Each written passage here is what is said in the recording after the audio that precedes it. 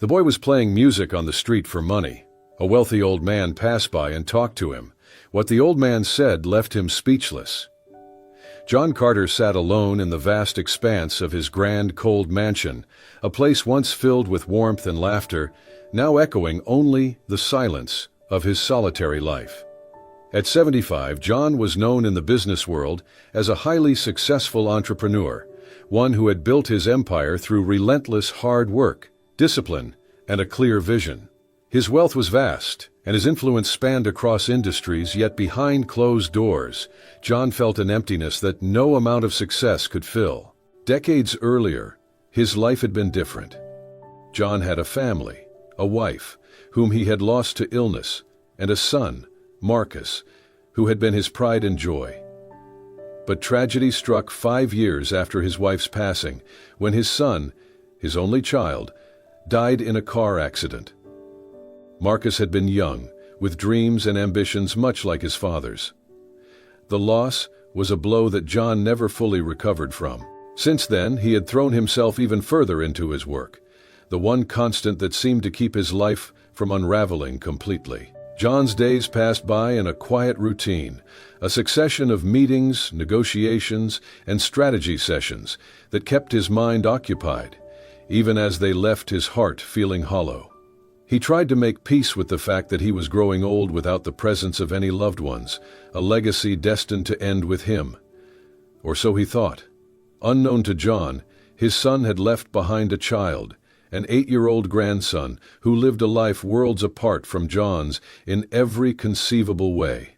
Following Marcus's death, his wife, who was deeply affected by grief, had decided to leave the city, taking her young son with her, hoping to build a new life away from painful memories. She never reached out to John, and as time passed, the grandson he never knew existed grew up away from his grandfather's shadow. The boy, Leo, lived with his mother in a modest neighborhood, far from the towering skyscrapers and luxury penthouses of his grandfather's world. Though they struggled financially, Leo's mother had instilled in him a sense of resilience and hope. From a young age, Leo discovered a love for music, particularly the violin, which became both his solace and his means of making a living. He played on the street corners of bustling cities, filling the air with melodies that reflected his own experiences, sometimes hopeful, sometimes sorrowful, but always heartfelt. One afternoon, as fate would have it, John found himself in Las Vegas for a business meeting. After hours of negotiations, he decided to take a quiet walk to clear his mind, letting his feet lead him through the vibrant, noisy streets that were worlds away from the stoic silence of his mansion. As he walked, he became aware of a melody floating through the crowded street, soft and melancholic, yet somehow familiar as well. He stopped, listening intently, his heart stirring with an emotion he couldn't quite place. Following the sound, he found himself approaching a young boy standing on a corner, a violin resting under his chin, his eyes closed as he played with intense concentration. The boy was small and thin, with dark hair falling over his forehead, and his clothes were worn, yet there was a quiet dignity in the way he held himself. John stood in the background, observing as passers-by either stopped to listen or tossed spare change into the boy's open violin case. There was something deeply moving in the way the boy played, as though each note carried a story, a longing that John recognized from somewhere deep within himself. It was as if the boy's music spoke directly to him, resonating with the ache he had carried for years. Drawn closer, John took in the boy's features more clearly, feeling a strange pull, a sense of familiarity that he couldn't explain. There was a flicker of something in the boy's eyes, a glance, a gesture that reminded John of his own son Marcus in a way that sent a shiver down his spine. The resemblance was faint, but unmistakable, stirring something buried within John's heart. John watched as the boy finished his song, bowing his head humbly as a few people clapped, a small smile appearing on his face. The boy's humility, His quiet demeanor, and the way he handled himself with such poise amidst a life of apparent hardship, tugged at something in John that had long been dormant. He approached the boy, who was now carefully counting the few coins he had earned, tucking them away in a small bag with a meticulousness that spoke of experience. "Excuse me," John said, his voice low but steady. The boy looked up, his eyes meeting John's with a cautious curiosity. "You play beautifully. Have you been playing for long?" Leo nodded, the corners of his lips lifting in a shy smile. "Thank you, sir. I've been playing for a few years. My mom taught me," he replied simply, his voice soft, yet confident. There was a sincerity in the boy's gaze, a transparency that only deepened John's sense of familiarity. Unable to stop himself, John found himself asking, "What's your name?" "Leo," the boy answered, adjusting the strap of his violin case over his shoulder. "I play here every weekend to help my mom with our expenses." As Leo spoke, John felt a pang of unexpected empathy. Here was a child, barely 12, carrying burdens far heavier than he should. He couldn't help but feel a sense of responsibility, a strange yet undeniable urge to help this boy. At the same time, a question lingered at the edge of his mind, a question that had no logical foundation, but that he couldn't ignore. After a moment's hesitation, he asked, gently, "Where is your father, Leo?" The question seemed to catch Leo off guard, and he looked down, his expression momentarily clouded. "My father, he passed away when I was very young," he said quietly, his fingers fidgeting with the zipper of his violin case. "It's just me and my mom now." The words hit John like a wave, the pieces slowly beginning to align in his mind. The resemblance, the boy's story, his connection to the music, all of it began to paint a picture that was as bewildering as it was heart-wrenching. Could it be possible? Could this boy be his grandson, the child he had never known? It's likely that the two opposing forces were moving together to create a set of circumstances for the first world pull in human correspondence. Trying to keep his emotions in check, John extended a hand, his voice trembling slightly as he said, "Leo, would you mind if we got a meal together? I'd like to hear more about you and your music, if you'd allow me." Leo studied him for a moment, then nodded with a small, appreciative smile. Sure," he replied, his voice filled with a blend of gratitude and curiosity. As they walked toward a nearby cafe, John felt a surge of emotions he hadn't allowed himself to feel in years. Hope, wonder, and the faint flicker of something he thought he had lost forever: family. He kept glancing at Leo as they walked, noting the way he carried himself, the quiet dignity that seemed to cloak him despite his young age. Every now and then, Leo would catch him looking and offer a shy smile, as if unsure why this man, a stranger to him, seemed so deeply interested. They found a corner table at the cafe, and as they settled in, John couldn't help but marvel at the strange turn his life had taken. For years he had resigned himself to the idea that he would spend the remainder of his days in solitude, with only his memories and regrets for company. And now, here he was, sitting across from a boy who might just be his own blood. As they waited for their food, John leaned forward, his tone gentle. "Leo, do you enjoy playing music?" Leo's eyes lit up, and he nodded enthusiastically. "Yes, very much. My mom taught me how to play when I was little. She used to play too, before she got sick." His voice softened, his gaze dropping momentarily. "She says music is like a language that doesn't need words. I like that. Sometimes, when I play, it feels like, I don't know, like I can say things I can't put into words." Leo sighed, then his eyes went away, almost like he was in prayer. John felt a pang of recognition, memories of his own son flooding back. Marcus had always been musically inclined, though he'd never pursued it seriously. But John had always been proud of his son's talents, even if he hadn't fully understood them. And now, hearing Leo speak about music with such passion, John felt as if a piece of his son was still alive, echoing through this young boy. "Leo, you mentioned that your mother taught you. How is she doing?" John asked, his voice hesitant, not wanting to pry too deeply, but desperate for any information that might confirm his suspicions. Leo's face grew somber. She's okay, I guess. She works when she can, but it's hard for her. I try to help as much as I can. That's why I play on the street. I want to take care of her, you know? And this is my way of setting things right. How does that sound? John nodded, his chest tightening at the boy's words. He was struck by the selflessness and resilience Leo displayed, traits he recognized as rare in someone so young. It reminded him of Marcus, of the boy his son had been, filled with dreams, always willing to go the extra mile to help others. The food arrived, and Leo began eating eagerly, the warmth and comfort of a proper meal evident in the grateful look on his face.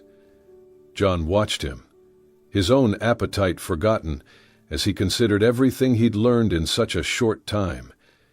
The more he heard, the more convinced he became Leo wasn't just some boy. He was a connection to a family he'd thought was lost forever. When Leo finished, he glanced at John, his expression shy but grateful. "Thank you, Mr. Carter. I don't usually get to eat like this." John felt his heart swell with a tenderness he hadn't experienced in years. "You're very welcome, Leo. And, please, call me John." Leo nodded, a warm smile playing on his lips. "Okay, John." There was a brief pause before he spoke again, his tone hesitant. Why did you invite me to eat with you?" John looked at him, feeling the weight of the question settle around them. How could he explain the strange connection he felt, the suspicion that had been growing with each passing moment? But he knew he had to tread carefully. For now, he simply said, "Sometimes you meet someone who reminds you of someone you loved, and it makes you realize that there are still connections in this world worth exploring." Leo nodded thoughtfully, seemingly satisfied with the answer, but John knew that this was only the beginning. He had more questions, a need for answers that would require time and patience, but in that moment, as he looked into the eyes of the boy who bore such a strong resemblance to his own son, John felt something he hadn't felt in a long time, a spark of hope. As days passed, John found himself drawn back to the same bustling corner of the Las Vegas street, where he knew he would find Leo, the boy whose music had captivated him, and whose resilience had stirred emotions he had thought buried long ago. The subtle clues, the sense of familiarity, everything pointed to a connection, one he could not dismiss. Every time they met, John learned more about Leo's life. The boy spoke candidly about the challenges he and his mother faced, though he rarely complained. Instead, he shared these stories with a matter-of-fact acceptance, as though hardship was something he had grown accustomed to, and, in his own way, learned to endure. Leo explained how he played his violin to earn a modest income, how he would save whatever he could to buy medicine for his mother, who often fell ill. Leo's stories painted a picture of struggle and sacrifice. He mentioned how his mother had taught him the basics of music when he was younger, sharing that it had been one of the few pleasures she allowed herself during their hard days. It was through music, Leo explained, that his mother had managed to give him joy despite their circumstances. And now, it was through that same music that Leo sought to repay her. Listening to Leo, John felt a strange mixture of sadness and admiration. He saw in the boy a strength and independence that was rare, especially for someone so young. Every day, he offered to help financially, whether it was through a small donation or a promise to support Leo's music. But each time, Leo refused, thanking him politely and insisting he only needed enough to get by. It was this humility, this unyielding pride, that impressed John the most. One afternoon, as they sat on a bench near the street where Leo often played, John finally gathered the courage to ask more personal questions. "Leo," he began carefully, "you told me a little about your father. Can you tell me more about your family?"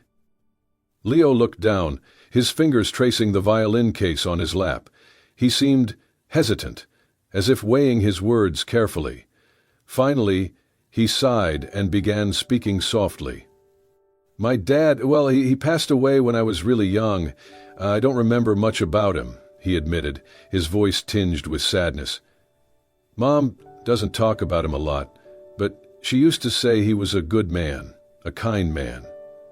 She said he was someone who always cared for others, someone who worked hard to give us a better life." Leo's gaze lifted, his eyes distant, as if recalling memories he hadn't touched in a while. "I sometimes wish I'd known him better." John's heart clenched as he listened. The image Leo described matched his own memories of his son Marcus, a kind-hearted young man with dreams and ambitions, a man who had put family above all else. And it struck John with a fresh wave of grief to realize that this boy might truly be his grandson, living a life so removed from his own and enduring hardships that John would never have allowed if he had known. Unable to hold back, John asked, "Leo, does your mother ever speak of your father's family?" Leo shook his head. "Not really.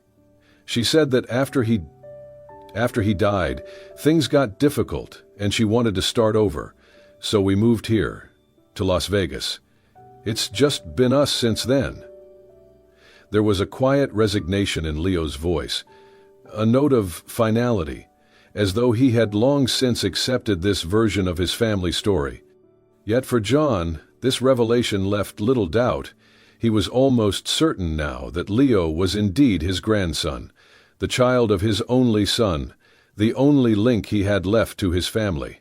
But he needed proof, confirmation, before he could reveal the truth to Leo. A few days later, John invited Leo and his mother for a meal. Though Leo was initially hesitant, he eventually agreed, seeing John's genuine interest and sincerity. On the day of their meeting, John arrived early, his heart beating with a mixture of hope and apprehension. When Leo arrived with his mother, John was struck by a pang of recognition.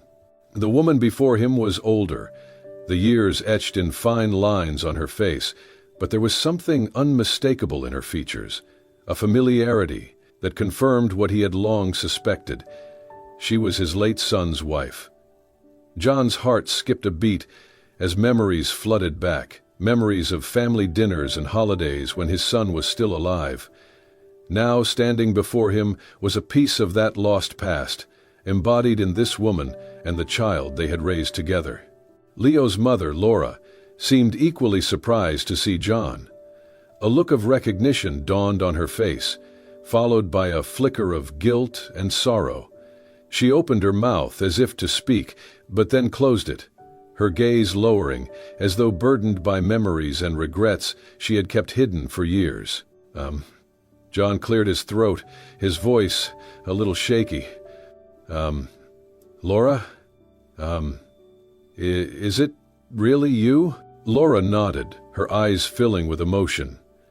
Yes, John, it's me," she replied softly, glancing briefly at Leo before turning back to him. I'm sorry I never reached out. After Marcus passed, I was lost, and I didn't know how to keep going. I thought it was best to keep our lives separate." John felt a pang of hurt, but tempered it with understanding. He reached out, placing a gentle hand on her shoulder. "I understand, Laura. Losing Marcus was devastating for all of us. But I wish I had known about Leo." Laura's expression softened, and a tear slipped down her cheek. He was all I had left of Marcus, and I couldn't bear the thought of him growing up without a father. So I did my best, even if it meant keeping him from the family he could have known." She paused, glancing at Leo, who was watching them with a mixture of confusion and apprehension. "Leo, sweetheart, there's something you need to know." Leo looked from his mother to John, his face clouded with uncertainty. "What's going on?" Laura took a deep breath, her voice trembling as she spoke. "Leo, this is your grandfather. He's your father's father." The words hung in the air, heavy with unspoken emotions. Leo's eyes widened as he looked from his mother to John, trying to process this revelation. "My grandfather?" he whispered, his voice barely audible. John nodded, his own eyes misting over. "Yes, Leo, I'm your grandfather. I had no idea you even existed until a few days ago." He reached out, his hand trembling as he gently rested it on Leo's shoulder. "But now that I do, I want to be here for you. For both of you." For a long moment, the three of them sat in silence, the weight of the past pressing down on them, as they tried to come to terms with the years lost, the family ties that had been severed, and were now, by some miracle, being mended.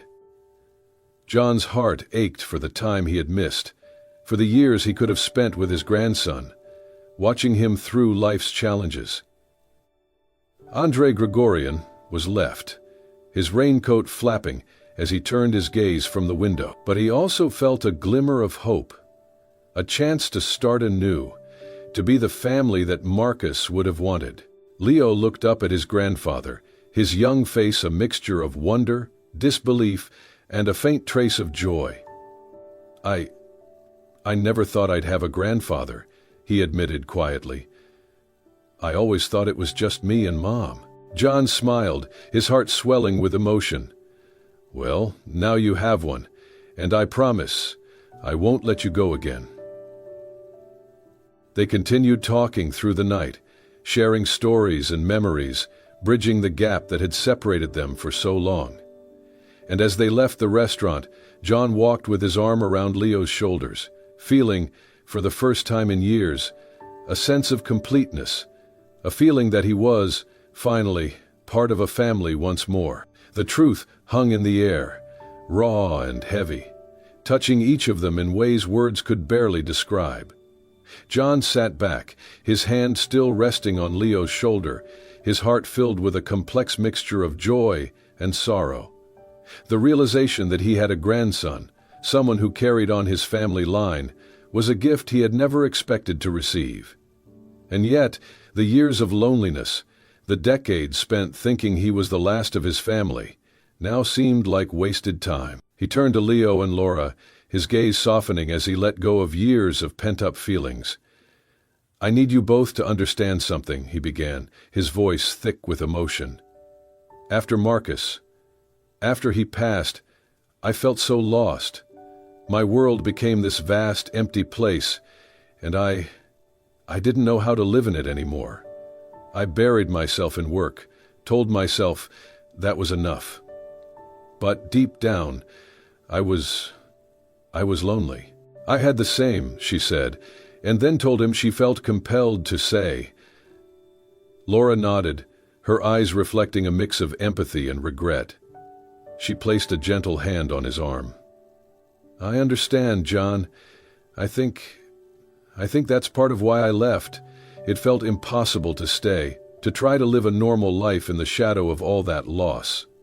The three sat in silence, their hearts connected by the pain of shared grief and the joy of unexpected reunion.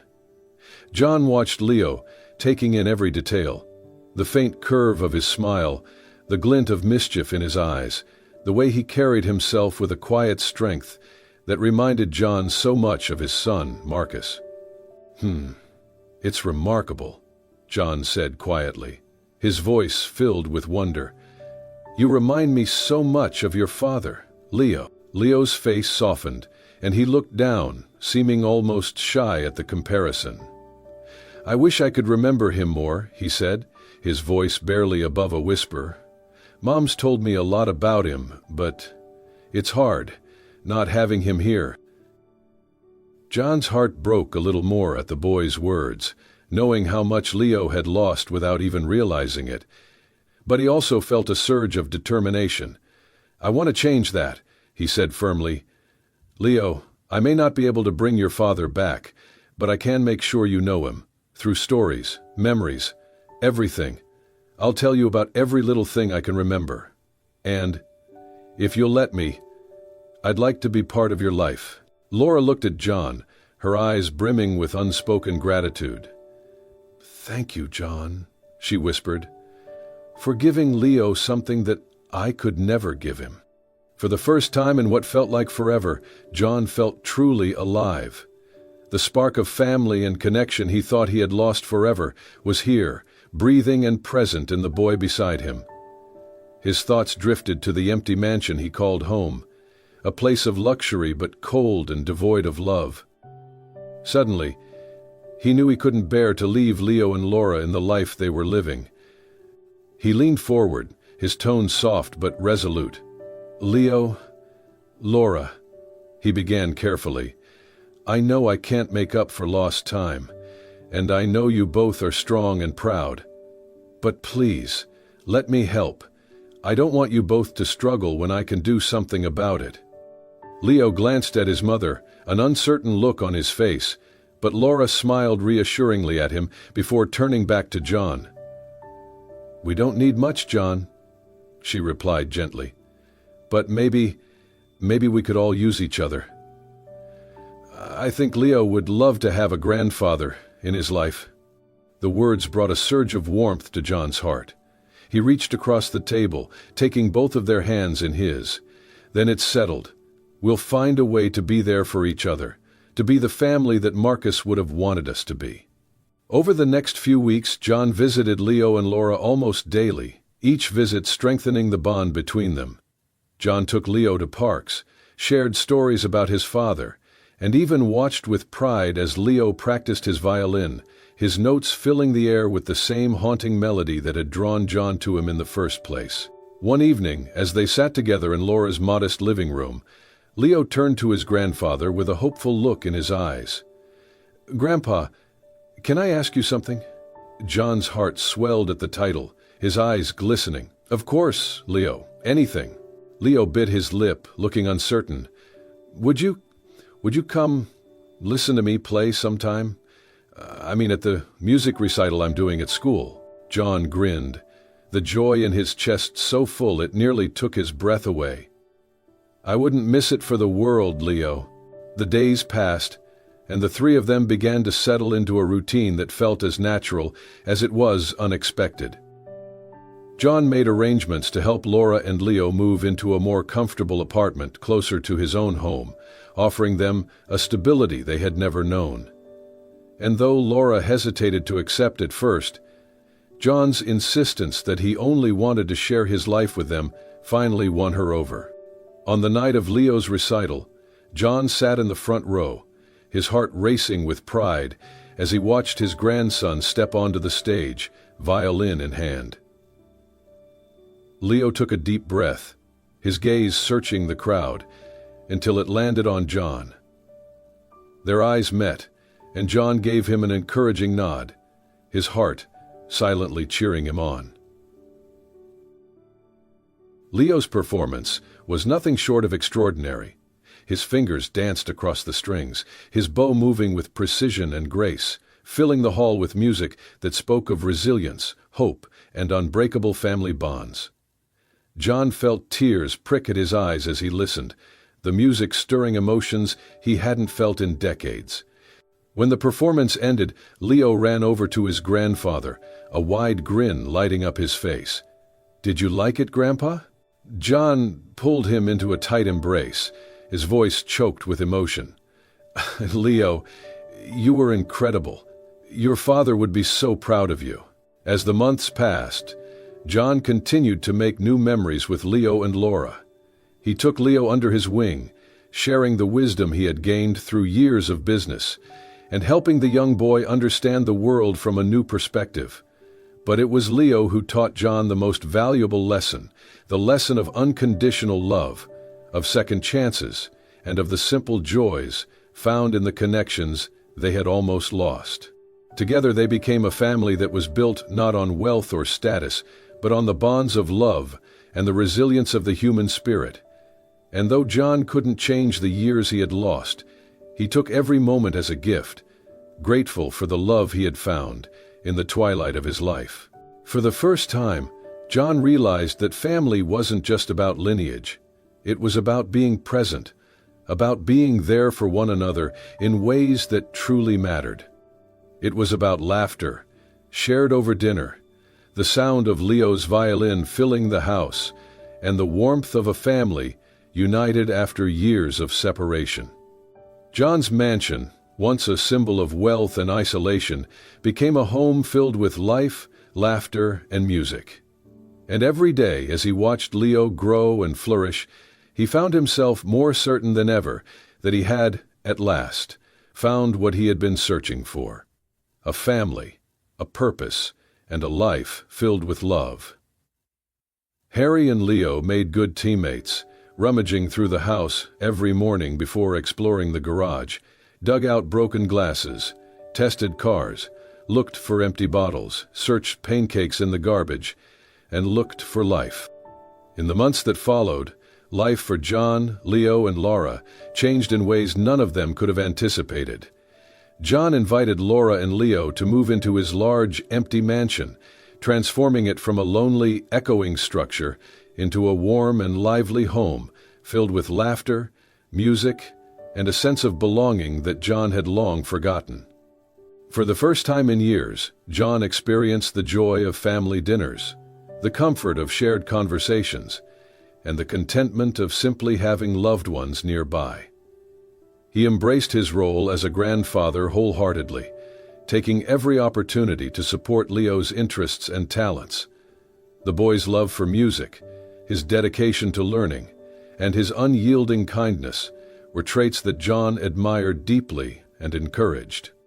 Under his guidance, Leo flourished, no longer burdened by financial strain, and he pursued his passion for music with renewed enthusiasm. Leo's music continued to be a focal point of their lives together.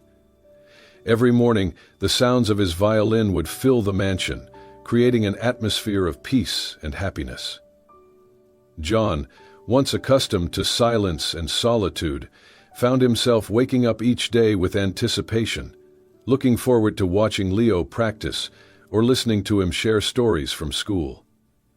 Leo's days of living in isolation, surrounded only by his wealth, had ended. Instead, he was now a part of a family he cherished deeply. Through this newfound closeness, John began to understand the true value of family and unconditional love.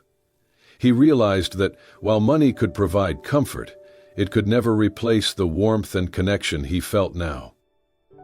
John marveled at how Leo and Laura had brought such purpose into his life, filling the empty spaces in his heart with moments of joy and a sense of fulfillment.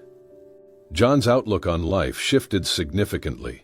He became more involved in the community, donating to local charities and using his wealth to support programs that fostered young musicians like Leo. His transformation from a reclusive, wealthy man to a devoted grandfather and philanthropist was evident to everyone who knew him. His joy in giving, in seeing his resources create opportunities for others, became his new legacy, a legacy built on kindness and generosity rather than material wealth alone. For Leo, the change was equally profound. With John's encouragement, he enrolled in a prestigious music academy where his skills and talent flourished. Knowing he had his grandfather's unwavering support gave Leo a sense of confidence and freedom he'd never experienced before.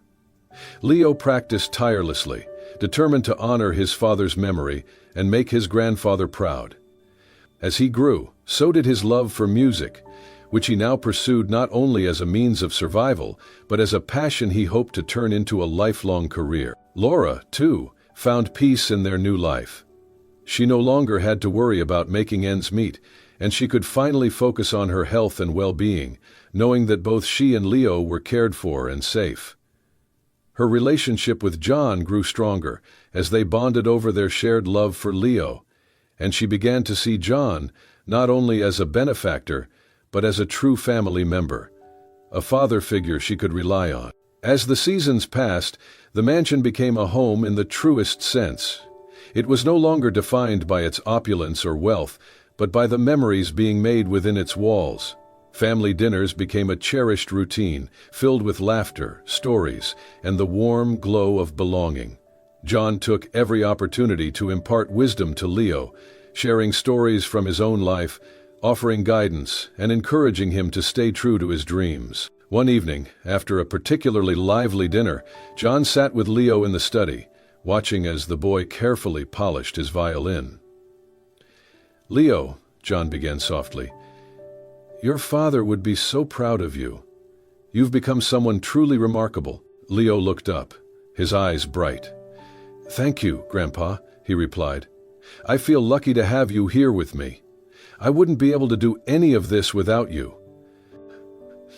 John smiled, his heart swelling with pride and gratitude. Family is about being there for each other, no matter what. And I'll always be here for you, Leo. You and your mother have brought me more happiness than I could have ever imagined. The next day, John took Leo to a charity event where young musicians were performing. He proudly introduced Leo to several guests, sharing his grandson's journey and the bond that had transformed both of their lives.